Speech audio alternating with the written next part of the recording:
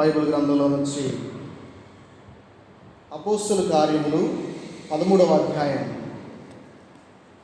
20వ వచనం సహాయకరంగా చదువుకుందాం. అపోస్తలుల కార్యములు 13వ అధ్యాయం 20వ వచనం సహాయకరంగా మనం చదువుకుందాం. ఇంచుమించు 450 సంవత్సరములు ఇట్లు జరిగెను. అటు తర్వాత ప్రవక్త అయిన సమూయేలు వరకు ఆయన వారికి న్యాయాధిపతులను దయచేసెను. అలాగే ఇదే పుస్తకంలో 3వ అధ్యాయము 24వ వచనం సహాయకరంగా చదువుకుందాం. 3వ అధ్యాయం 24వ వచనం. మరియు సమూయేలు మొదలుకొని ఎందరు ప్రవక్తలు ప్రవచించిరో వారందరూ ఈ దినమును గూర్చి ప్రకటించిరి. మంచిది, చిన్న మాట ప్రార్థన చేసుకుందాం. సర్వకృపానిధియగు మా దేవా, పరిశుద్ధుడు అయిన మా తండ్రి, మీ ఘనమైన నామానికి వందనాలు స్తోత్రాలు సమర్పిస్తూ ఉన్నాం. తండ్రి, మీరు పూజ్యుడు అని, గౌరవనీయుడని, అయా స్తుతులకు అర్హుడు అని మీ నామాన్ని స్తోత్రాలు సమర్పిస్తూ ఉన్నాం. తండ్రి, ఇదిగో ప్రభా, మీ కృప చేత మీ ప్రేమ చేత మా ఆరాధన అంగీకరించిన దాన్ని బట్టి మీకు కృతజ్ఞతలు. మరొకసారి మీ పాద సన్నిధిలో మీ వాక్యాన్ని నాయన ఇదిగో ప్రభా మరి వినడానికి మీరు చూపించిన కృపను బట్టి స్తుతిస్తూ ఉన్నాం.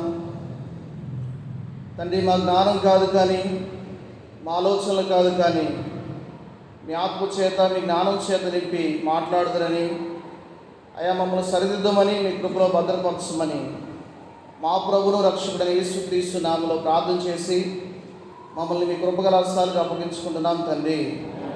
ఆమేన్. మంచిది, మనం చదువుకున్న లేఖనాల్లో సమూయేలు గురించి ఇక్కడ రాయబడినట్లు మనం గమనించగలమండి. గత రోజుల్లో సమూయేలు యాజకత్వం కొరకు సిద్ధపాటు, అలాగే సమూయేలు యొక్క బహిరంగ పరిచర్య మనం ధ్యానించగలిగాం. ఈరోజు సమూయేలు యొక్క వ్యక్తిగత సంబంధాలు, Samuel and his interpersonal relations, సమూయేలు యొక్క వ్యక్తిగత సంబంధాలు మనం గమనించగలం. ప్రవక్తలకు మొట్టమొదటి వ్యక్తిగా ఈ లేఖనంలో మనం చదువుకున్న అపోస్తలుల కార్యములు 3వ అధ్యాయము 24వ వచనంలో ప్రవక్తల్లో మొట్టమొదటి వ్యక్తిగా పరిగణించబడ్డాడు. అలాగే న్యాయాధిపతుల్లో చివరివాడిగా మనం చూడగలం. అంటే న్యాయాధిపతులకు ప్రవక్తలకి మధ్య వారధిగా ఉన్నాడు సమూయేలు.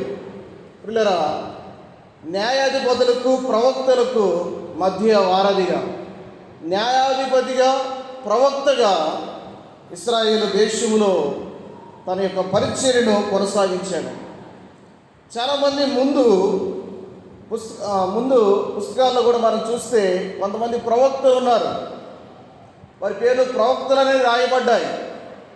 మోషే కానీ, హానోక్ కానీ, యాకోబు, ఇంకా తదితరులు ప్రవక్తలుగా, మిరియాము ప్రవక్త్రిగా, దెబోరా ప్రవక్త్రిగా వారు పేర్కొనబడ్డారు. కానీ పిల్లరా, క్రొత్త నిబంధనలో మనం ఆలోచన చేస్తే, అంటే అఫీషియల్ ప్రాఫెట్, మొట్టమొదటి అఫీషియల్ ప్రాఫెట్ ఎవరంటే గ్రంథం తెలియచేస్తుంది ఏంటంటే సమూయేలు మొట్టమొదటి ప్రవక్తగా గ్రంథం తెలియచేస్తాం. ఆఖరి ప్రవక్త బాప్తిస్మిచ్చి యోహానుగా బైబిల్ గ్రంథం తెలియచేస్తూ ఉన్నాయి. సో అతని యొక్క పరిచర్య మనం గమనిస్తే ఈరోజు సమూయేలు వ్యక్తిగత సంబంధాలు, సమూయేలు తన వ్యక్తిగతంగా తన జీవిత కాలములో ఆయన పరిచర్య చేసినప్పుడు వ్యక్తులతో ఎటువంటి సంబంధాలు కలిగి ఉన్నాడు. మొట్టమొదట సమూయేలు ఆ వృద్ధాప్యంలో ఉన్న వ్యక్తితో సంబంధం కలిగి ఉన్నాడండి. సమూయేలు బాలుడు, అక్కడున్న ఏలి బహు వృద్ధాప్యం కలిగిన వాడు.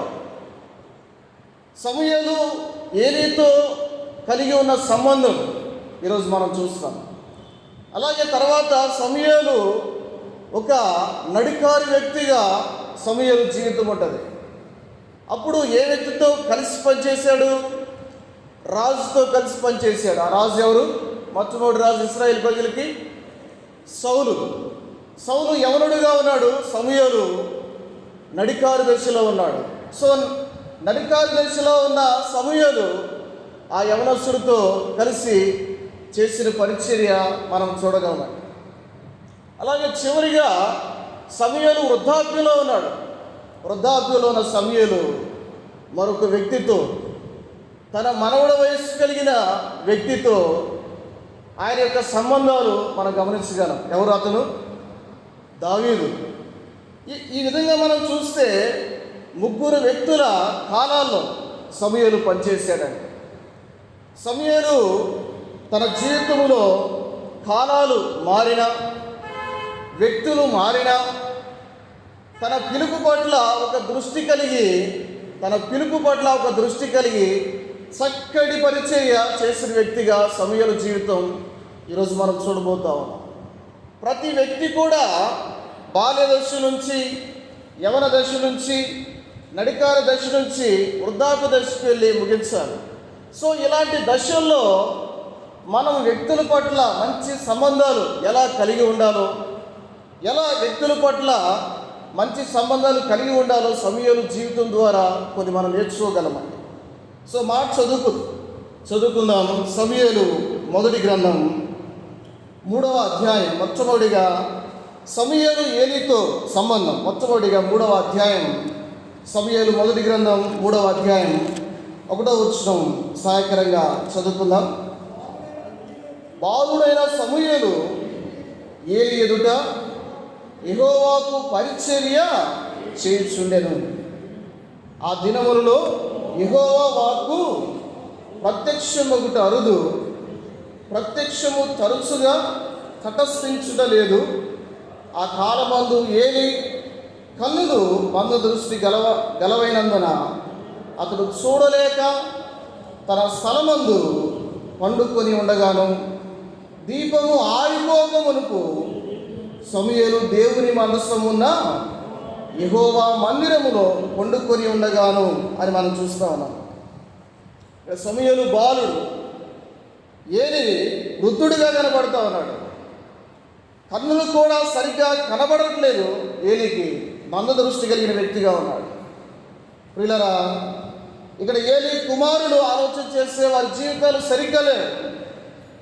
అయితే ఇక్కడ ఎలాంటి పరిస్థితి ఉందంటే, అక్కడే 3వ వచనంలో దీపము ఆరిపోకముందు, ప్రియులారా, దేవుని మందిరములో నిత్యము వెలగవలసిన దీపం, ఆ దీప వృక్షం నిత్యము వెలుగుతూ ఉండాలి. దానిలో నూనె పోయవలసిన బాధ్యత యాజకుల మీద ఉంది. అయితే దీపము ఆరిపోవడానికి సిద్ధంగా ఉంది. ఆ దీపాన్ని సరిగ్గా పట్టించుకునేవారు లేరు.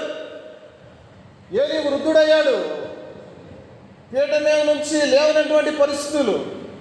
ఏలీ కుమారులు చూస్తే వారి అక్రమాలు, వారి దౌర్జన్యాలు, వారి యొక్క అపవిత్రత దేవుని దృష్టికి బహు భయంకరంగా వారి పాపం ఉన్నట్లు మనం చూడగలం.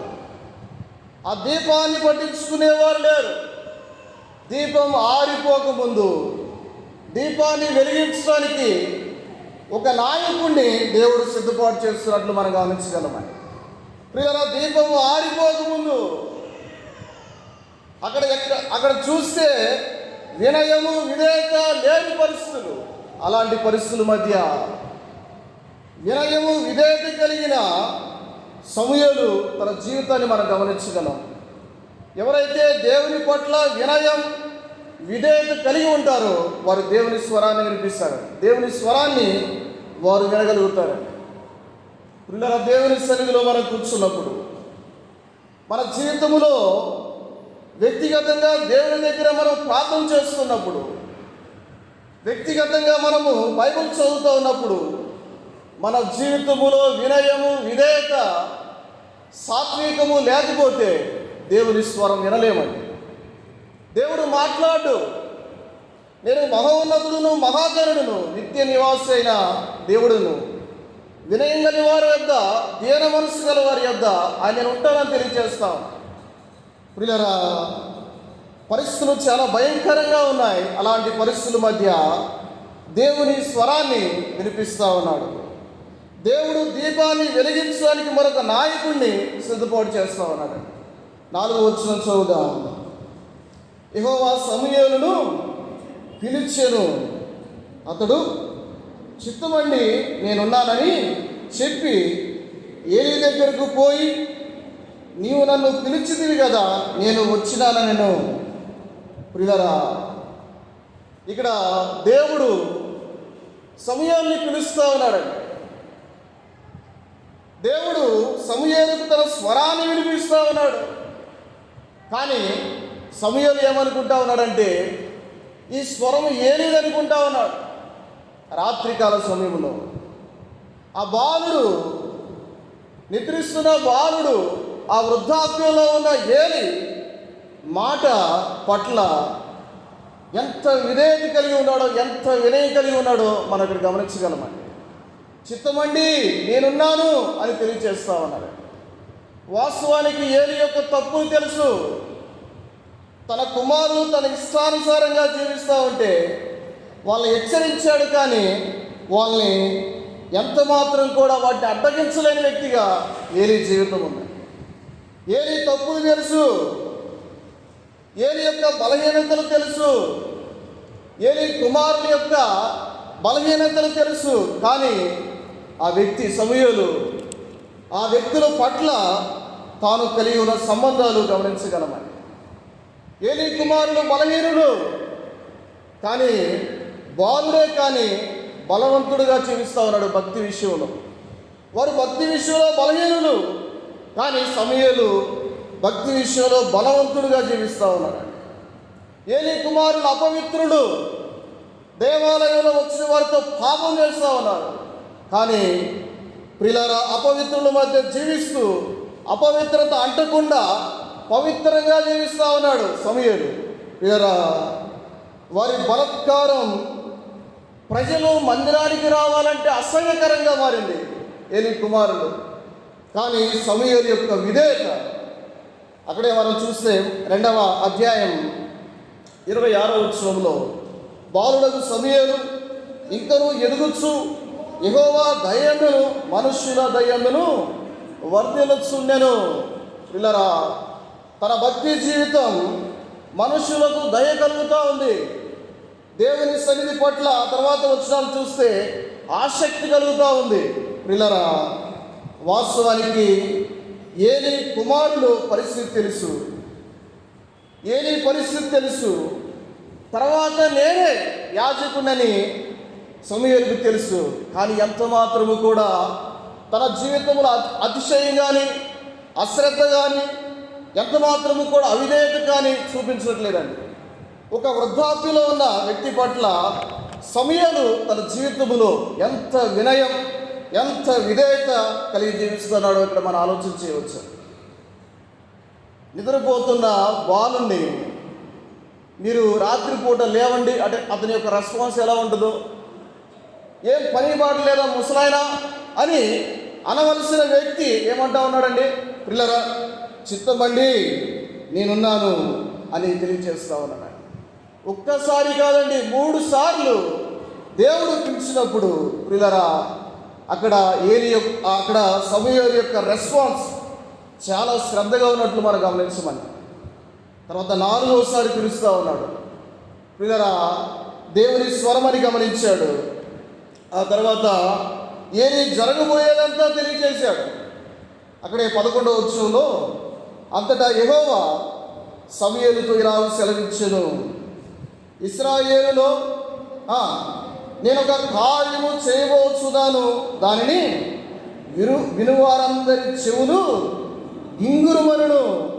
ప్రియులారా, గింగురుమనును అని తెలియచేస్తా ఉన్నాడు. ఇశ్రాయేలులో జరగబోయే కార్యాన్ని, ఏలీ కుటుంబానికి జరిగించబోయే కార్యాన్ని సమూయేలుకు తెలియచేస్తా ఉన్నాడు.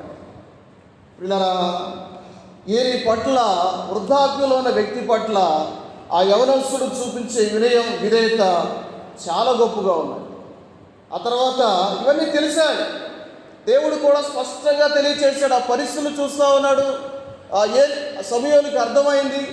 అలాగే దేవుడు కూడా జరగబోయేది స్పష్టంగా తెలియచేశాడు. అయితే తన ప్రవర్తన ఎలా ఉంది తెలిసిన తర్వాత, వాస్తవానికి ఆ విషయం అంతా తెలుసు, ఏలీ కుటుంబానికి జరగబోయే విషయం అంతా తెలుసు. కానీ ఎంత మాత్రం కూడా అవిధేయత చూపించకుండా, పిల్లరా, దేవుడు తెలియచేశాడు కానీ వెళ్ళి ఏలీకి చెప్పు అని తెలియచేయలేదు. సో వెంటనే ఆ వ్యక్తి ఏం చేస్తా ఉన్నాడు? ఆ మాట చదువుకుందాం 15వ వచనంలో. తర్వాత సమూయేలు ఉదయం వరకు పండుకొని లేచి యెహోవా మందిరపు తలుపులను తీసెను గాని భయపడి తనకు కలిగిన దర్శన సంగతి ఏలీతో చెప్పకపోయాను. పిల్లరా, ఏలీతో చెప్పకపోయాను. వాస్తవానికి ఆ శోధన కలిగి ఉన్నాడు. వాస్తవానికి ఆ చెప్పాలనే ఆశ ఉంటుంది పిల్లలకి. బాలుడికి ఏదైనా విషయం చెప్తే వారు దాచుకోలేరు, వెంటనే తెలియజేస్తారన్నమాట. కానీ పిల్లరా, ఏలీ యొక్క పెద్దరికాన్ని గౌరవిస్తూ ఎంత మాత్రం కూడా తెలియచేయలేదు. దేవుడు సమూయేలుకి జరగబోయే సంగతిని తెలియచేశాడు కానీ ఎంత మాత్రం కూడా ఆ పెద్ద వ్యక్తిని వెళ్ళి చెప్పు అని చెప్పలేదు. పిల్లరా, ఇక్కడ సమూయేలు ఆ ఏలీ పట్ల ఉన్న గౌరవం, ఏలీ పట్ల ఉన్న మర్యాద, ఏలీ పట్ల ఉన్న తన వినయం, విధేయత ఎంత గొప్పగా ఉందో ఆలోచన చేయండి. అక్కడ మనం చదువుకుంటే ఆ ఏలీ బలవంతం చేసే 17వ వచనంలో, ఆ 18వ వచనంలో ఆ సంగతి అంతా మరుగు చేయకుండా తెలియచేశాడు. ఏలీ బలవంతం చేస్తూ ఉన్నాడు. ఏం చెప్పాడు దేవుడి కానీ వీళ్ళరా ఆ సంగతి అంతా తెలియచేసినట్లు మనం చూస్తూ ఉన్నాం. ఆ బాలుడు ఒక రకంగా చెప్పాలంటే ఆ యవనుడు వృద్ధాప్యంలో ఉన్న వ్యక్తి పట్ల తను ప్రవర్తించే ప్రవర్తన ఎంత గొప్పగా ఉందో మనం గమనించగలం. పిల్లరా, ప్రియ యవనస్తులరా, యవన సోదరి సహోదరులరా, తల నెరిసిన వారి పట్ల, పెద్దవారి పట్ల మన యొక్క ప్రవర్తన ఎలా ఉంది ఒకసారి ఆలోచన చేసేవా? తల బిరుసుగా రొమ్ము ఎదుర్కొని పెద్దల పట్ల ప్రవర్తిస్తా ఉన్నామా, లేకపోతే విధేయత కలిగి వినయం కలిగి జీవిస్తా ఉన్నామా? ఒకసారి ఆలోచించేద్దాం. పిల్లరా, ఎంత తగ్గించుకొని జీవిస్తే, యవన కాలములో పెద్దల పట్ల ఎంత మర్యాద కలిగి జీవిస్తే, మన వయసులో పెద్దవారి పట్ల అంత దేవుడు మనల్ని ఆశీర్వదిస్తాడు. ఇక్కడ సమూయేలు వృద్ధాప్యంలో ఉన్న వ్యక్తి పట్ల ఎంత మర్యాద కలిగి ఉన్నాడో మనం చూస్తాం. దేవుని ధర్మశాస్త్రం హృదయములో పదిలం చేసుకొని చక్కటి మర్యాదను ఇస్తున్నట్టు మనం గమనించగలం. మాట చదువుకుందాం. లేవీకాండము 19వ అధ్యాయం 32వ వచనం. లేవియాకాండం 19వ అధ్యాయం 32వ వచనం. సాయంత్రంగా చదువుతారా తీసిన వారు? 19వ అధ్యాయము 32వ వచనం.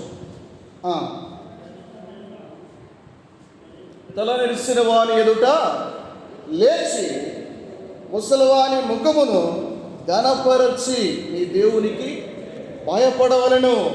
పిల్లరా, దేవుని ధర్మశాస్త్రం తల నెరిసిన వారిని గౌరవించాలని తెలియచేస్తా ఉంది. వారి ముఖమును ఘనపరచాలని, దేవునికి భయపడాలని దేవుని వాక్యం సెలవిస్తూ ఉన్నాయి.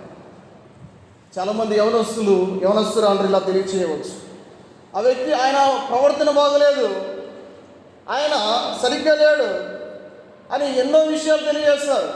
ప్రియుల సమాజంలో కానీ సంఘంలో కానీ మనం ఎక్కడైతే ఏ డిపార్ట్మెంట్లో వర్క్ చేస్తూ ఉన్నారో, ఎక్కడైతే సంఘంలో మనం ఉన్నామో, ప్రియులరా, వారు సరికాని వారైనా, ఇక్కడ వారు సరికాని వారైనా, ప్రియరా, వారు మంచివారికే ఆ గణపరచాలని తెలియచేయబడిందా? ముసలివారిని గణపరచాలని తెలియచేసేదండి. అంటే వృద్ధాప్యంలో ఉన్న వారి పట్ల గణపరుచుతాం. యవనస్తులకి రెండు చేతులు జోడించి వందనాలు చెప్పడం చేతగట్ల నేటి సంఘాల్లో పెద్దవారికి ప్రియులారా, మన దేశంలో మంచి సాంప్రదాయం. చిన్నవారు పెద్దవారికి విషెస్ తెలియచేయడం, గుడ్ మార్నింగ్ అని. మన దేశంలో మంచి సాంప్రదాయం ఉంది. నమస్కారానికి నమస్కారం, సమస్కారం. ప్రియులారా, ప్రియ యవనస్తులారా, నా తోటి యవనస్తులారా, పెద్దవారికి మన వయసులో మన పట్ల, మనకంటే పెద్దవారి పట్ల మనం నమస్కారం తెలియచేసేవారం కావాలి. సంఘంలో అయితే వందనాలు, సమాజంలో అయితే గుడ్ మార్నింగ్ లేకపోతే విశేష్ నమస్కారం తెలియచేసేవారం కావాలి. అంతేకాని తలబిరుసుగా రొమ్మును నిక్కరపరుచుకొని ఎంత మాత్రం కూడా అతిశయంతో జీవించడానికి వీలేదు. దేవుడు అది గౌరవించేవాడు. దేవునికి భయపడాలి, దేవుని వాక్యం అది. సో పెద్దవారి పట్ల మంచి మర్యాద కలిగి జీవించడానికి ప్రయత్నం చేద్దాం. ఇక్కడ సమయంలో తన జీవితంలో ఏలి పట్ల ఎంత మంచి సంబంధం కలిగి ఉన్నాడో స్పష్టంగా తెలియచేయబడతా ఉన్నాయి. 20వ వచనంలో ఆ మాట చదువుకుందాం. కాబట్టి సమూయేలు యెహోవాకు ప్రవక్తగా స్థిరపడినని దాను మొదలుకొని బేర్షెబా వరకు ఇశ్రాయేలు అందరూ తెలుసుకొనిరి. విన్నాడా ప్రియులారా? అక్కడ ప్రవక్తగా స్థిరపడ్డాడండి సమూయేలు. అక్కడ మనం చూస్తే ప్రవక్తగా స్థిరపడ్డాడు. ఇశ్రాయేలీలో ఆ తర్వాత చూస్తే ఇశ్రాయేలీలతో ఫిలిష్తీయులు యుద్ధానికి వచ్చారు. ఏలీ కుమారులు ప్రవక్త అయిన సమూయేలు యొద్ద ఎంత మాత్రం కూడా వారు కనిపెట్టిన వారు కాదండి. దాను మొదలుకొని బేర్షెబా వరకు ప్రవక్తగా స్థిరపడ్డాడని అక్కడ మంచి పేరు ప్రఖ్యాతి గాంచిన వ్యక్తిగా సమూయేలు ఉన్నాడు. బాలుడే, ఎవరుడే, కానీ దేవుని స్వరాన్ని ప్రజలకు వినిపించేవాడుగా, దేవుని యొక్క ఉద్దేశాన్ని, దేవుని యొక్క సంకల్పాన్ని, దేవుని యొక్క చిత్తాన్ని ప్రజలకు తెలియజేసే వ్యక్తిగా ఉన్నాడు. అయితే ప్రియులారా, అక్కడ ఉన్న ఏలీ కుమారులు కానీ తను లక్ష్యం చేసిన వారు, తను నిర్లక్ష్యం చేసి ఎంత మాత్రం కూడా ఆ దాను మొదలుకొని బేర్షెబా వరకు తన యొక్క ఆ స్వరం, దేవుని యొక్క ప్రత్యక్షత వినపడుతుందని పిల్లరా అందరూ వస్తూ ఉంటే, కానీ వీరి నిర్లక్ష్యం చేసిన వ్యక్తులుగా మనం చూస్తూ ఉన్నాం. వారు దేవుని దగ్గర కనిపెట్టకుండా వారు నిర్ణయాలు తీసుకొని వారు నష్టపోయిన వారుగా ఉన్నారు. యుద్ధములో జయాలు పొందారు, యుద్ధములో అపజయాలు పొందారు. ప్రియులారా, అక్కడ ఉన్న హోప్నీ ఫినెహాస్ మరణించారు. అక్కడ ఏలీ మరణించాడు. ఏలీ కోడలు మరణించింది. యుద్ధములో అపజయం. ఇశ్రాయేలులో బలాఢ్యులు పడిపోయారు, చనిపోయారు. ప్రియులారా, అయినా కూడా వారి మధ్య సమూయేలు మౌనంగా ఉన్నాడు. సమూయేలు మౌనంగా జీవించిన వ్యక్తిగా ఉన్నాడు. ఎందుకు సమూయేలు మౌనంగా ఉన్నాడు? ప్రియులారా, దేవుడు 4 సార్లు చెప్పిన దేవుడు ఇలాంటి పరిస్థితుల మధ్య నాకు ఖచ్చితంగా తెలియచేస్తాడు కదా అని అట్లాగే మౌనంగా ఉన్నాడు అన్నమాట. కొన్నిసార్లు మౌనమే కాలాన్ని పరిష్కారం చేస్తుంది. కొన్ని పరిస్థితుల మధ్య మౌనంగా ఉండడమే దేవుని జోక్యానికి అప్పగించి మౌనంగా ఉన్నప్పుడు ప్రియులారా, దేవుడే తన యొక్క సన్నిధిని పరిశుద్ధపరుచుకుంటాడు. తన యొక్క రాజ్యాన్ని, తన నాయకత్వాన్ని ఆయన స్థిరపరిచేవాడు. ప్రియులారా, మంచి సంబంధం వారి పట్ల కలిగిన వ్యక్తిగా సమూయేలు జీవితాన్ని మనం చూడగలం. సమూయేలు అక్కడున్న ఇశ్రాయేలు జనాంగం అక్కడ ఓడిపోయారు. 20 సంవత్సరాలు వారు అట్లాగే ఉన్నారు. 20 సంవత్సరాలు సమూయేలు మౌనంగా ఉన్నాడు. ఆరాధన లేదు, బలి అర్పణ లేవు, దేవాలయములో ఆరాధన లేదు, బలి అర్పణ లేదు. పిల్లరా, ఇశ్రాయేలు ప్రజలు కూడా దేవుని తట్టు తిరగకుండా 20 సంవత్సరాలు అలాగే ఉన్నారు. అలాంటి పరిస్థితుల మధ్య మరలా వారు దేవుని తట్టు తిరిగినప్పుడు, దేవుని ఆరాధించాలి, దేవుని దగ్గరికి రావాలి అని ఆసక్తి కలిగినప్పుడు సమూయేలు ఎంటర్ అయ్యాడు. 7వ అధ్యాయం 2వ వచనంలో, మందసము కిర్యత్యారీములో నుండిన కాలం 20 సంవత్సరములు ఆయన ఇశ్రాయేలు అందరూ యెహోవాను అనుసరింప దుఃఖించుచుండగా. అలాంటి పరిస్థితుల్లో మళ్ళీ ఎంటర్ అయ్యాడు. దాదాపుగా 4, 5, 6 అధ్యాయాల్లో సమూయేలు కనబడడు. కానీ మరలా 7వ అధ్యాయంలో ఎంటర్ అయ్యాడు. 7వ అధ్యాయంలో ఎంటర్ అయ్యి ప్రజలు దుఃఖిస్తూ ఉన్నప్పుడు వారి మధ్య చేరి ప్రియులారా వారికి విజయాన్ని తీసుకొచ్చాడు. వారికి విజయాన్ని తీసుకొచ్చి యుద్ధములో జయాన్ని పొందిన వ్యక్తిగా సమూయేలు జీవితాన్ని మనం గమనించగలం. సో ఆ వ్యక్తుల పట్ల అంటే ఏలి కుమారుల పట్ల అతను ప్రవర్తించే విధానం చాలా గొప్పగా వినయము విధేయత కలిగి చక్కటి విజయాన్ని తీసుకొచ్చిన వ్యక్తిగా ఉన్నాడు. కొన్నిసార్లు మౌనంగా ఉండడం అనేది ఓటమి కారణం కాదు. ప్రియులారా సమూయేలు మౌనంగా ఉన్నాడు, ఓడిపోయాడని కాదు, విజయానికి మార్గాన్ని సిద్ధపాటు చేశాడు. ఇలా రెండవది చూద్దాం. రెండవది సమూయేలు సౌలుతో సంబంధం. సౌలుతో సంబంధం మాట చదువుకుందాం. 1 సమూయేలు గ్రంథం 9వ అధ్యాయం 5, 6 వచనాలు సహాయకరంగా చదువుకుందాం. అయితే వారు నూపు దేశములకు వచ్చినప్పుడు మనము తిరిగి వెళ్ళదము రమ్ము, గార్ధముల కొరకు చింతింపక నా తండ్రి మనకు విచారపడునేమో అని సౌలు తన యొద్దనున్న పనివానితో అనగా, వాడు ఇదిగో ఈ పట్టణములో దైవజనుడు ఒకడున్నాడు, అతడు బహు గనుడు, అతడు ఏ మాట చెప్పున ఆ మాట నెరవేరు, మనము వెళ్ళవలసిన మార్గమును అతడు మనకు తెలియజేయనేమో, అతని యొద్దకు వెలుదము రండని చెప్పెను. పిల్లరా సౌలు తండ్రి గాడిదలు ఇక్కడ మిస్ అయ్యాడు. ఇప్పుడు సౌలు అతని యొక్క పనివారు ఆ యొక్క గార్ధవములను వెతకడానికి వెళ్ళినట్లు ఇక్కడ మనం చూడగలం. ఇంకా ఎంతసేపు మనం ఎదుగుతాం, నా తండ్రి చింతిస్తాడు కనుక మనం ఇంటికి వెళ్దాం అని సమూయేలు తన పనివాడితో తెలియచేస్తా ఉన్నాడు. తన పనివాడు వెంటనే రెస్పాండ్ అయ్యి ఇక్కడ ఒక దీర్ఘదర్శి ఉన్నాడు, ప్రవక్త ఉన్నాడు, అతని దగ్గర వెళ్ళి మనం విచారణ చేద్దాం అని సమూయేలుకి తెలియచేస్తా ఉన్నాడు. ప్రియులారా ఇక్కడ మనం గమనించగలిగితే సమూయేలు ప్రవక్త అని ఎక్కడి నుంచి ఏది మొదలుకొని ఎక్కడి వరకు ఉంది, దాను మొదలుకొని బేర్షెబ వరకు సమూయేలు ప్రవక్తగా స్థిరపడ్డాడని ఆ ఇశ్రాయేలు ప్రజల్లో దాను మొదలుకొని ఆ బేర్షెబ వరకు అంటే నార్త్ నుంచి సౌత్ వరకు అనేక మందికి అతని యొక్క ప్రాముఖ్యత విస్తరించబడింది.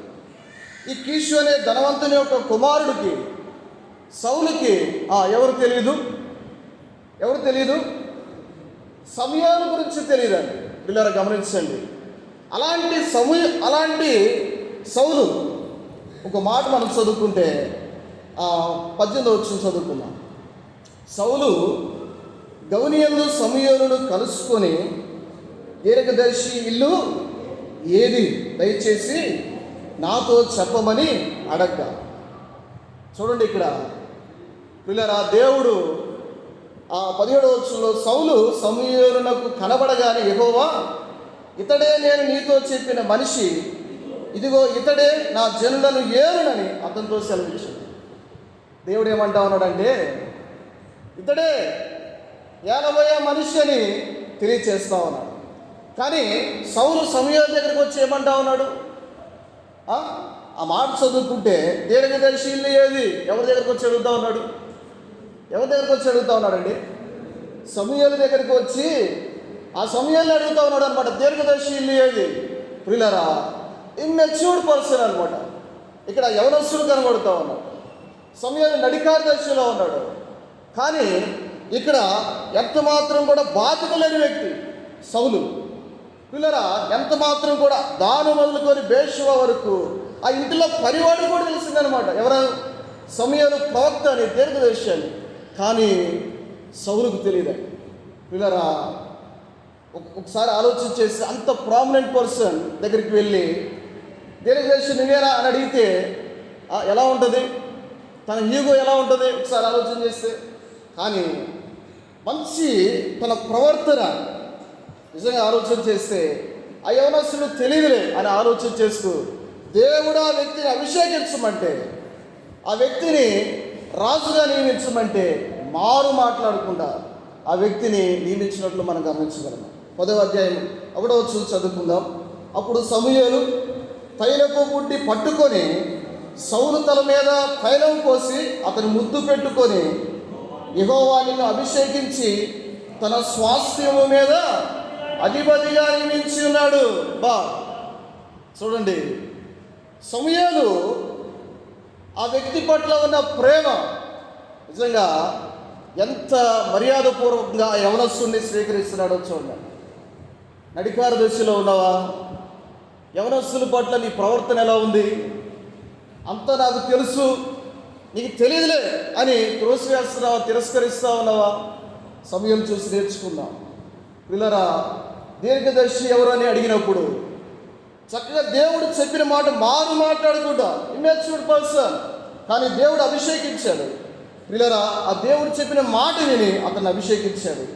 కౌగులించుకొని ముద్దు పెట్టుకుంటా ఉన్నాడు, హగ్గిస్తా ఉన్నాడు, సమూయేలుని దగ్గర తీసుకుంటా ఉన్నాడు, సమూయేలు సౌలుని దగ్గర తీసుకుంటా ఉన్నాడు. అంత మాత్రమే కాదు, కానీ ముందు వచనాలు చదువుకుంటే 24వ వచనంలో సౌలు సమూయేలుతో కూడా భోజనం చేసాను. ఒక ప్రామినెంట్ పర్సన్, ఒక ఇమ్మెచ్యూర్డ్ పర్సన్ని దగ్గర కూర్చోబెట్టుకొని అతనితో పక్కన కూర్చోబెట్టుకొని భోజనం చేస్తూ ఉన్నాడు.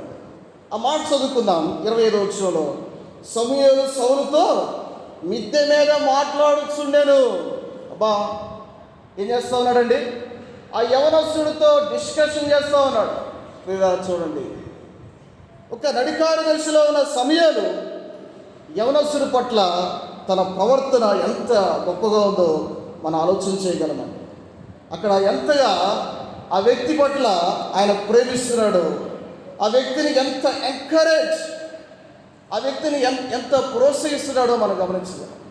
పిల్లరా, నడికార దశలో ఉన్నప్పుడు యవనస్తులకి ఒక మెంటర్గా ఉండి మన జీవితంలో వారిని మానిటరింగ్ చేసేవారంగా ఉండాలి. వారి హృదయాల్ని మనము హర్ట్ చేయకుండా, పిల్లరా, వారి హృదయాల్ని మనం తిరస్కరించకుండా వారిని ప్రోత్సహించేవారంగా ఉండాలి. దేవుడు నిన్ను నడికార దశలో పెట్టినప్పుడు నువ్వు ప్రోత్సాహాన్నిచ్చే వ్యక్తిగా ఉండాలి యవనస్తుల్ని. అంతేకాని పిల్లరా, తిరస్కరించే వ్యక్తులుగా ఉండకూడదు. రేపు ఆ యవనస్తుడే ఒక నాయకుడు అవుతాడేమో, రేపు ఆ యవనస్తుడే ఒక సంఘ పెద్ద అవుతాడేమో, ఆ యవనస్తుడే ఒక పరిచారకుడు అవుతాడేమో, గొప్ప స్తంభాలుగా నిలబడి సంఘానికి కొరకై నిలబడే వ్యక్తులుగా ఉంటారు. సో అలాంటి వ్యక్తుల్ని మనం డిస్కరేజ్ చేస్తే, అలాంటి వ్యక్తులు మనం తిరస్కరిస్తే మనం సంపాదించేది ఏంటి? పిల్లరా, గమనించండి, సమూయేలు జీవితంలో ఒక నడికార దశలో ఉన్న వ్యక్తి యవనస్తుని ఎంతగా ప్రోత్సహిస్తూ ఉన్నాడో చూస్తూ ఉన్నాడు. అంత మాత్రమే కాదు కానీ మనం చదువుకుంటే 11వ అధ్యాయంలో యుద్ధం చేశాడు, సమూయేలుని చక్కగా అభినందించాడు. అలాగే ఇంకా నాకెందుకని అనట్లేదండి. ఇప్పుడు తన పొజిషన్, ఇంతకుముందు న్యాయాధిపతిగా ప్రజలందరికీ న్యాయం తీర్చేవాడు, ఇప్పుడు తన పొజిషన్ ఎవరికి వెళ్ళింది? తన యొక్క డ్యూటీ ఎవరికి వెళ్ళింది? సౌలుకి వెళ్ళింది. పిల్లరా, తన యొక్క పొజిషన్ సౌలుకి వెళ్ళిందండి. అయితే నాకెందుకు లేని అనుకోవట్లా. ఏం చేస్తా ఉన్నాడు? 12వ అధ్యాయం 23వ వచనం చదువుతారా? నా మట్టుకు నేను మీ నిమిత్తము ప్రార్థన చేయుట మానుట వలన యెహోవాకు విరోధముగా పాపం చేసిన వాడు నగుదును, అది నాకు దూరమవునుగాక, కానీ శ్రేష్టమైన చక్కని మార్గమును మీకు బోధింతును. పిల్లరా, గమనించండి, ఇక్కడ ఏం చేస్తూ ఉన్నాడండి? ఎంత మాత్రం కూడా నా యొక్క పదవి పోయిందే అని అక్కడ చింతించు కూర్చోలేదన్నమాట. ఎంత మాత్రం కూడా బాధపడట్లేదు. ఏం చేస్తూ ఉన్నాడు? ఆ యవనస్తుని కొరకై, ఆ రాజ్యము కొరకై ప్రార్థన చేసే వ్యక్తిగా ఉన్నాడు. పిల్లరా, అలాగే ప్రార్థన చేయడం మాత్రమే కాదు, వారు ఎలా సరైన మార్గంలో వెళ్ళాలో దాన్ని బోధించడానికి సిద్ధంగా ఉన్నాడు. చూడండి, యవనస్తుని ప్రోత్సహిస్తూ ఉన్నాడు, వారి కొరకే ప్రార్థన చేస్తూ ఉన్నాడు. యవనస్తులు తప్పక తొట్టిల్లెదరు. పిల్లరా, యవన కాలంలో తొట్టిల్లడానికి అవకాశం ఉంటుంది. అంతేకాని వాళ్ళని తిరస్కరించకుండా ఏం పర్లేదు, దేవుడు సహాయం చేస్తాడు, నిలబడు, దేవుని కొరకే బలంగా ఉండు, దేవుని కొరకే నువ్వు చక్కగా వాడబడాలి అని ప్రోత్సహించే వారంగా ఉండాలి. ప్రోత్సహించడం మాత్రమే కాదు, వారి కొరకే మనం ప్రార్థన చేయాలి. పిల్లరా, సంఘములో ఉన్న యవనస్తులు వారి కొరకే మనం ప్రార్థన చేస్తూ ఉన్నామా? వారి దగ్గర తీసి వారి కొంతైనా కౌన్సిలింగ్ ఇవ్వగలుగుతా ఉన్నామా? పిల్లరా, ఎవరి దారిన వచ్చి ఎవరి దారిన వారు వెళ్ళిపోతే సంఘం నేటి సంఘం రేపటికి ఎలా సిద్ధపడగలదు ఆలోచించేయండి. మనం వచ్చి వెళ్ళిపోతే తర్వాత తరాన్ని తయారు చేయకపోతే ఇంకా ఈ గోడలు ఈ స్తంభాలు మాత్రమే మిగిలిపోతాయి. ఎంత మాత్రం కూడా అలాంటి ప్రవర్తన కలిగి ఉండక మంచి ప్రవర్తన కలిగి మనం జీవించే వారంగా ఉండాలి. ఇక్కడ సౌలు 13వ అధ్యాయంలో తప్పు చేశాడండి. ఏం చేశాడు? తప్పు చేశాడు. బలి అర్పించకూడదు, యాజకుడు మాత్రమే బలి అర్పించాలి. 13వ అధ్యాయం 8 నుంచి 14 వచ్చిన. కానీ యాజకుడు అర్పించవలసిన బలి తొందరపడి అర్పించాడు అనమాట. యవనస్తులు తొట్టిల్లిపోతారు, కొన్నిసార్లు మాటల్లో తొట్టిల్లుతారు, ప్రవర్తనలో తొట్టిల్లుతారు, అలాగే విశ్వాసంలో తొట్టిల్లుతారు, పవిత్రతతో తొట్టిల్లుతారు. అలాంటి పరిస్థితుల మధ్య ఆ వ్యక్తి ఏం చేస్తూ ఉన్నాడు? సమూయేలు ఆ వ్యక్తిని హెచ్చరిస్తూ ఉన్నాడు అనమాట. పిల్లలు గమనించండి, ఈ సమూయేలు ఆ సౌలుని హెచ్చరిస్తూ ఉన్నాడు. 13వ అధ్యాయంలో తొట్టిల్లాడు సౌలు. అలాగే 15వ అధ్యాయంలో కూడా దేవునికి అవిధేయత చూపించాడు. అమాలేకీయుల్ని సమూలం నాశనం చేయమని చెప్పాడు దేవుడు. కానీ కొన్ని మంచి గొర్రెలను పట్టుకొని వచ్చాడనమాట. ఆ తర్వాత ఏమన్నాడంటే దేవుడు చిత్తం చేశానని చెప్తా ఉన్నాడు అన్నమాట. మీరు గమనించండి, ఆ పరిస్థితుల మధ్య కూడా ఇప్పుడు వాస్తవానికి శామ్యూయేలు పోషణ వచ్చేప్పటికి సామాన్యమైన వ్యక్తి, ప్రవక్త, తన మాట చెల్లదు. ఇక్కడ సౌలు వచ్చేపాటికి ఇశ్రాయేలు మీద రాజుగా ఉన్నాడు, అందరికీ న్యాయం తీరుస్తూ ఉన్నాడు, చాలా హై పొజిషన్లో ఉన్నాడు అనమాట. కానీ ఎంత మాత్రం కూడా తనకు భయపడక, ఎవరికి? సౌలుకి భయపడక సమూయేలు వెళ్ళి ఏం చేస్తూ ఉన్నాడు? హెచ్చరిస్తూ ఉన్నాడు. మాట చదువుకుందాం. ఆ మాట 13వ అధ్యాయము 15వ అధ్యాయంలో అతన్ని 11వ వచనం చదువుకుందాం. సౌలు నన్ను అనుసరింపక వెనుక తీసి నా ఆజ్ఞలను గైకొనకపోయిన గనుక అతనిని రాజుగా నిర్ణయించినందుకు నేను పశ్చాత్తాపడుచున్నాను. అందుకు సమూయేలు కోపావేశుడై రాత్రి అంతా యెహోవాకు మొరపెట్టుచుండెను. ఉదయమున సమూయేలు లేచి సౌలును ఎదుర్కొనుటకు పోగా సౌలు ఆ కర్మేలునకు వచ్చి అక్కడ జయసూచకమైన శిలను నిలిపి తిరిగి గిల్గాలునకు పోయినన్న సమాచారం వినను. తర్వాత అతడు సౌలు వద్దకు రాగా సౌలు, యెహోవా వలన నీకు ఆశీర్వాదం కలుగునుగాక, యెహోవా ఆజ్ఞను నేను నెరవేర్చింది అని తెలియజేస్తా ఉన్నాను. వాస్తవానికి దేవుని ఆజ్ఞ నెరవేర్చలేదు, యెహోవా ఆజ్ఞ నెరవేర్చాను అని అబద్ధం చెప్తా ఉన్నాను. అయితే సమూయేలు హెచ్చరిసి, అలాగైతే నాకు వినబడుచున్న గొర్రెల అరుపులను, ఎడ్ల రంకెలను ఎక్కడేవి? పిల్లలా గమనించండి, గొర్రెల అరుపులు, ఎడ్ల రంకెలు వినపడుతూ ఉన్నాయి. ఆ మాట చదువుకుంటే చివరి మాట అంటా ఉన్నాడు, ఆలోచించుము 22వ వచనంలో, బలు అర్పించుట కంటే ఆజ్ఞను గైకొనుటయు, పొట్టేలు కొవ్వు అర్పించుట కంటే మాట వినుటయు శ్రేష్టము. పిల్లరా, సమూయేలు సౌలు రాజుని హెచ్చరిస్తూ ఉన్నాడు. వాస్తవానికి రాజు హై పొజిషన్లో ఉన్నాడు. అవసరమైతే రాజు సమూయేలు చంపించగలిగిన శత్రుత్వం కూడా ఉండవచ్చు. అయితే పిల్లరా గమనిస్తే అక్కడ రాజుని హెచ్చరించే వ్యక్తిగా ఉన్నాడు. నడికార దశలో ఉన్న సమూయేలు సౌలుని ప్రోత్సహించాడు, సౌలు కొరకే ప్రార్థన చేస్తూ ఉన్నాడు, అలాగే సౌలుని హెచ్చరిస్తూ ఉన్నాడు. పిల్లరా, హెచ్చరిక దిద్దుబాటు కారణమవుతుంది, కానీ సౌలు ఎంత మాత్రం కూడా సరిదిద్దుకున్నవాడు కాదండి. సౌలు తన జీవితంలో సరిదిద్దుకొనక నష్టపోయినవాడుగా ఉన్నాడు. సౌలు కొన్ని వాటిని దాచిపెట్టాడు. అక్కడ గొర్రెల అరుపులు వినబడుతూ ఉన్నాయి, ఎడ్ల రంకెలు వినబడుతూ ఉన్నాయి. మన జీవితంలో కూడా దేవునికి ఇష్టమైన రంకెలు, దేవునికి ఇష్టమైనవి మనలో పెట్టుకొని మనం జీవించామంటే ఆ రంకెలు వినపడతాయి. అది జీవితము ద్వారా ప్రదర్శింపబడతాయి.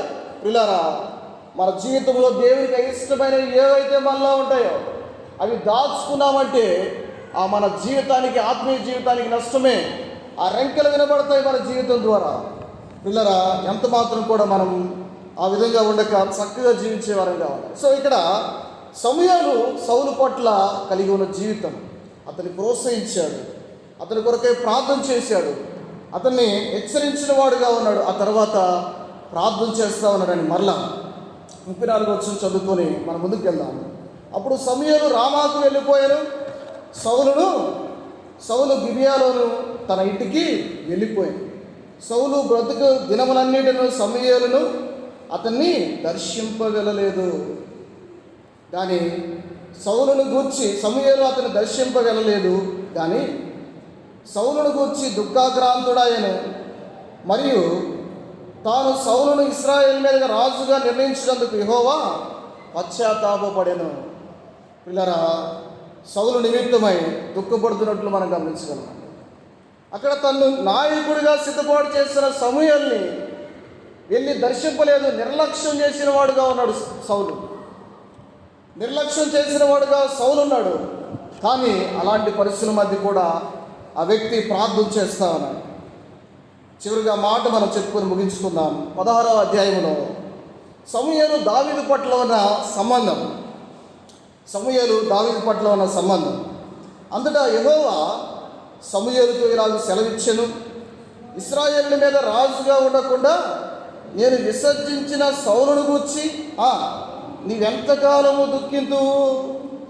నీ కొమ్మును తైలముతో నింపుము.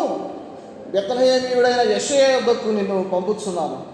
అతని కుమారులో ఒకని నేను రాజుగా నియమించదును. ఇలా గమనించండి, ఇక్కడ మరొక రాజుని దేవుడు ఏర్పాటు చేయబోతా ఉన్నాడు.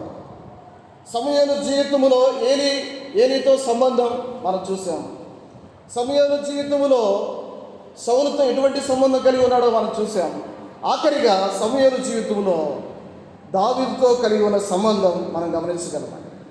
దేవుడు చెప్పిన రీతిగా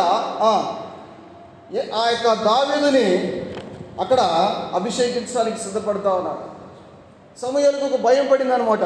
ఆ మాట చదువుకుందాం 2వ వచనంలో. చదవండి. సమూయేలు, నేను ఇట్లు వెలుదును, నేను వెళ్ళిన సంగతి సౌలు విని ఎడల అతడు నన్ను చంపుననగా యెహోవా నీవు ఒక పెయ్యను తీసుకొని పోయి యెహోవాకు బలిపశువును వధించుటకై వచ్చిందని చెప్పి, ఇక్కడ పిల్లల జాగ్రత్త కలిగి ఉన్నాడు అనమాట. సమూయేలు చంపుతాడని, ఎందుకంటే సమూయేలుని సౌలు చంపుతాడని తనకు అర్థమైందనమాట. సో సౌలు యొక్క జీవితం తనకు అర్థమై భయపడుతూ ఉన్నాడు, జాగ్రత్త పడుతూ ఉన్నాడు. అయితే దేవుడు ఒక పెయిన్ తీసుకొని వెళ్ళమన్నాడు. వెళ్ళిన తర్వాత ఇంతకుముందు ఎలా సౌలుని నిర్ణయించేటప్పుడు ఏ దృష్టితో చూస్తూ ఉన్నాడో అదే దృష్టితో చూస్తూ ఉన్నాడు. 7వ వచనం చదువుకుందాం. అయితే యెహోవా సమూయేలుతో ఎలాగ సెలవిచ్చును, అతని రూపమును అతని ఎత్తును లక్ష్య పెట్టకుము. మనుషులు లక్ష్య పెట్టు వాటిని యెహోవా లక్ష్య పెట్టడు. నేను అతన్ని త్రోసివేసి ఉన్నాను.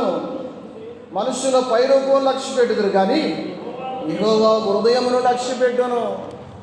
కానీ సమూయేలు సౌలు పట్ల ఎటువంటి ఆ దృష్టి కలిగి ఉన్నాడో 10వ అధ్యాయము 24వ వచనం సహాయకరంగా చదువుకుందాం. అప్పుడు సమూయేలు, జనులందరిలో యెహోవా ఏర్పరిచిన వారిని మీరు చూచితిరా? జనులందరూ అతని వంటి వాడొకడును లేడని చెప్పగా జనులందరూ బొబ్బలు పెట్టుచు రాజు చిరంజీవి అగునుగా కానీ కేకలు వేసిరి. సౌలును చూసినప్పుడు తన ఎత్తును చూసి 10 రూపాయలు లక్ష్య పెట్టి అక్కడ నియమించాడు. సో దేవుడు నియమించాడు. ఇక్కడ కూడా అదే దృష్టితో చూస్తూ ఉన్నాడు. ఎవరు? సమూయేలు. కొన్నిసార్లు భక్తుల జీవితాల్లో పొరపాట్లు ఉంటాయి. సో సమూయేలు అదే దృష్టితో అక్కడున్న యెషయా కుమారుడు 8 మంది 7గురిని అదే దృష్టితో చూస్తూ ఉన్నాడు అనమాట. దేవుడు చెప్తా ఉన్నాడు, ఏమంటా ఉన్నాడు? మనుష్యుల లక్ష్య పెట్టు వాటిని యెహోవా లక్ష్య పెట్టడు. పిల్లలు మనం గమనిస్తే మనుష్యులు లక్ష్య పెట్టు వాటిని యెహోవా లక్ష్య పెట్టడు అని తెలియజేస్తాడు. ఇప్పుడు సమూయేలుకి దేవుని యొక్క హృదయం అర్థమైందన్నమాట. సమూయేలుకి దేవుని యొక్క హృదయం, దేవుడు హృదయాన్ని లక్ష్య పెట్టేవాడు, ఎంత మాత్రం కూడా పై రూపాన్ని లక్ష్య పెట్టేవాడు కాదని సమూయేలు గుర్తించి వరుసగా 1 by 1 వస్తూ ఉన్నప్పుడు దేవుడు అడుగుతూ ఉన్నాడు. చివరిగా ఒక వ్యక్తి గొర్రెలు కాసుకుంటా ఉన్నాడు, ఇంట్లో లేడు, కానీ దేవుడు ఆ వ్యక్తిని నిర్ణయిస్తూ ఉన్నాడు. 12వ వచనం చదువుకుందాం. అతడు వాని పిలుపునంపించి లోపలికి తోడుకొని వచ్చాడు. అతడు ఎర్రని వాడును, చక్కని నేత్రములు గలవాడును, చూచుటకు సుందరమైన వాడునై ఉండెను. అతడు రాగానే, నేను కోరుకున్నవాడు ఇతడే, నేను లేచి వారిని అభిషేకించుమని, నీవు లేచి వారిని అభిషేకించుమని యెహోవా సెలవేయగా. పిల్లరా, దేవుడు కోరుకున్నవాడు, చిత్తానుసారమైన మనుషుడు, a man after God's own heart, దేవుని యొక్క హృదయానుసారుడు దావీదని. దావీదుని సమూయేలు అభిషేకించినట్లు మనం చూస్తా ఉన్నాం. ఏం చూడాల, దేవుడు చెప్పాడు అంతే ఆ వ్యక్తిని అభిషేకించినట్లు మనం చూస్తా ఉన్నాం. చాలా చిన్నవాడు, గొర్రెలు కాసుకునే వ్యక్తి. అయితే మనుషుల దృష్టిలో గొర్రెల కాపర్లు తృణీకరించబడిన వారే, కానీ దేవుడు తన హృదయాన్ని చూసేవాడు. దేవుని హృదయము ఈజ్ ఈక్వల్ టు మనుషుల యొక్క హృదయము, పరిశుద్ధ హృదయం, శుద్ధ హృదయం. దేవుడు శుద్ధ హృదయాన్ని లక్ష్య పెట్టేవాడు. దావీదు పట్ల లక్ష్య పెట్టి దావీదుని ఎన్నుకున్నట్లు మనం చూస్తా ఉన్నాం. సో సౌలులోకి దురాత్మ వచ్చింది, దావీదు మీదకి దేవుని ఆత్మ వచ్చింది. ఆ తర్వాత సౌలు మీదకి దురాత్మ వచ్చింది. సౌలు దగ్గరికి వచ్చి దావీదు దెయ్యాన్ని వెళ్ళగొడతా ఉన్నాడు. ఆ తర్వాత యుద్ధం జరిగింది. ఆ యుద్ధములో గొలియాతును ఓడించాడు. ఆ తర్వాత మరికొన్ని యుద్ధాలు జరిగాయి, వాటిలో జయాన్ని పొందాడు. సౌలు యొక్క కుమార్తెను మీకాల్ని మ్యారేజ్ చేసుకున్నాడు. అయితే సౌలు దావీదు పట్ల అసూయ కలిగి ఉన్నాడు. దావీదును చంపాలని ప్రయత్నం చేస్తూ ఉన్నాడు. అలాంటి పరిస్థితుల మధ్య సౌలు అక్కడ ఉన్న దావీదు ఆ సౌలు దగ్గర నుంచి, ఆ ప్రాంతం నుంచి పారిపోయి ఎవరి దగ్గర చేరాడు? ఆ మాట చదువుకుందాం. చివరిలోకి వచ్చాం, ఆ మాట చదువుకొని మనం ముగించుకుందాం. సౌలు ఎవరి దగ్గరికి చేరాడంటే అక్కడే సమూయేలు మొదటి గ్రంథం 19వ అధ్యాయం 18వ వచనం. 19వ అధ్యాయం 18వ వచనంలో, అలాగున దావీదు తప్పించుకొని పారిపోయి రామాలో ఉన్న సమూయేలు వద్దకు వచ్చి సౌలు తనకు చేసినది అంతటిని అతనికి తెలియచేయగా, అతడును సమూయేలును బయలుదేరి నా ఎత్తుకు వచ్చి అచ్చట కాపురం ఉండిరి. పిల్లలు గమనించండి. ఇప్పుడు దావీదు వచ్చి సమూయేలు దగ్గరికి వచ్చి అంత విషయాల్ని తెలియచేశాడు. సమూయేలు ఏలీ కాలంలో పనిచేశాడు. సమూయేలు యొక్క హృదయం కలిగిన వ్యక్తి ఏలీగా కనపడలేదు, అక్కడ కుమారులు కనపడలేదు. అలాగే రెండవదిగా సౌలు కాలంలో పనిచేశాడు. సమూయేలు యొక్క హృదయంతో మ్యాచ్ అవ్వలేదు సౌలు యొక్క హృదయం కూడా. కానీ ఇక్కడ వారి హృదయాలు కలుస్తూ ఉన్నాయి. వారు ఆ ఇంటిని విడిచిపెట్టి నాయోతుకి వెళ్ళి వారిద్దరూ కలిసి అక్కడ కాపురం ఉన్నట్లు మనం చూస్తా ఉన్నాం. వారిద్దరి యొక్క ట్రూ కంపానియన్ మనం చూడగలం. వృద్ధాప్యంలో ఉన్న సమూయేలు తన మనవడు వయసులో ఉన్న దావీదుతో కాపురం ఉండి అక్కడ ఉన్నట్లు మనం గమనించగలం. సో ఆ వ్యక్తిని మంచిగా ట్రైనప్ చేశాడు. పిల్లరా, ఆ యవనస్తుడికి మంచి శిక్షణ ఇచ్చి, ఒక మంచి తర్ఫీదు ఇచ్చి, ఒక ప్రభావవంతమైన నాయకుడిని సిద్ధపాటు చేశాడు. పిల్లరా గమనించండి, అక్కడున్న యవనస్తునికి దావీదుకి ఒక మంచి తర్ఫీదు ఇచ్చి ఒక నాయకుడిగా సిద్ధపాటు చేశాడు. చివరిగా మనం ఒక మాట చెప్పుకొని ముగించుకుందాం. అక్కడే 1 Chronicles 9:22లో మనం చూద్దాం. దినవృత్తాంతాల మొదటి గ్రంథం 9వ అధ్యాయము 22వ వచనం. 9వ అధ్యాయం 22వ వచనం. 22వ వచనం సహాయకరంగా, గుమ్మముల యొద్ద ద్వారపాలకులుగా ఏర్పడిన వీరందరూ 212 వీరు తమ గ్రామముల వరసను తమ వంశముల చొప్పును సరిచూడబడిరి. వీరు నమ్మదగిన వారని దావీదును దీర్ఘదర్శకు సమూయేలును వీరు నియమించిరి. దేవాలయం కట్టబడలా, దేవాలయంలో పనిచేసేవారిని ద్వారపాలకుల్ని కలిసి నియమిస్తూ ఉన్నారండి. చూడండి, వృద్ధాప్యంలో ఉన్న దైవజనుడు యవనస్తుడితో కలిసి ఆ యొక్క నిర్ణయాలు తీసుకుంటా ఉన్నారు. కొన్నిసార్లు మనం యవనస్తులు నిర్ణయాలు తీసుకోవడానికి మనం ఆసక్తి చూపం. పిల్లరా, ఇక్కడ చక్కటి నిర్ణయాలు చేసి భవిష్యత్తులో మందిరం కట్టబడుతుంది, దాని అక్కడ ఆ ద్వారపాలకులు ఎవరు అని వారిద్దరు కలిసి నియమించారండి. ఆ ట్రూ కంపానియన్ వారిద్దరి మధ్య మంచి సహవాసం. వృద్ధాప్యంలో ఉన్న వ్యక్తి, వారు ఏజ్ గ్యాప్ అయినా, వారి ఆ వయసు తేడా అయినా వారి మనసులు ఒకటిగా ఉన్నాయన్నమాట. చూడండి, వారి మధ్య ఎటువంటి తారతమ్యాలు లేవు. చివరిగా మాట చదువుకుందాం. అక్కడే క్రానికల్స్లోనే చాప్టర్ 11 వర్స్ 3లో, ఇశ్రాయేలుల పెద్దలందరూ హెబ్రోన్లో ఉన్న రాజునద్దకు రాగా దావీదు హెబ్రోనులో యెహోవా సన్నిధిని వారితో నిబంధన చేశాను. అప్పుడు వారు సమూయేలు ద్వారా యెహోవా సెలవిచ్చిన ప్రకారం దావీదును ఇశ్రాయేలు మీద రాజుగా అభిషేకం చేసేది. సమూయేలు అక్కడున్న ఇశ్రాయేలు ప్రజలు తెలియచేసాడు అనమాట. ఆల్రెడీ చనిపోయాడు. ఈ 9th చాప్టర్ ముందు చాప్టర్లో చనిపోయాడు. కానీ ఇశ్రాయేలు ప్రజలకు దావీదును నిర్ణయించే విధానం, వారందరికీ భవిష్యత్తు గురించి తెలియచేసి తన జీవితంలో ముగించి వెళ్ళినట్లు మనం చూస్తా ఉన్నాం. ఇలా గమనించండి, ఆ సమూయేలు జీవితం, అతని యొక్క జీవితం 3 కాలాలు మారిపోయాయి. వ్యక్తులు మారిపోయారు, కానీ తన పిలుపు మారలేదు. ఒక నాయకుడు మరొక నాయకుడిని సిద్ధపాటు చేశాడు.